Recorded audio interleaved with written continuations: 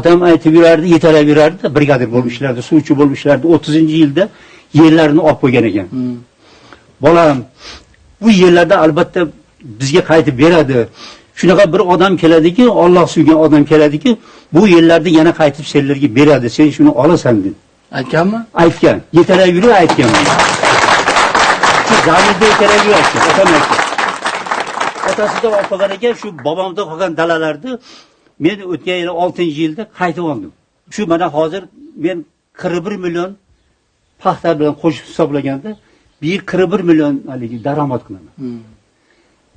Ya 24 millioni mahsulotning yalpi narxi bo'lib hisoblanyapti. 17 million biz sof foyda ko'ryapmiz. Juda zo'r ekansiz hisob kitobga. Shu haligi rentabli darajasi 76% da tashkil qilyapti. Voy, sizning ma'lumotingiz nima o'zi? Mening ma'lumotim o'rta maxsus. O'rta maxsus bo'lsa ham siz oliy ma'lumotdan ham o'tib ketar ekansiz iqtisod bo'yicha.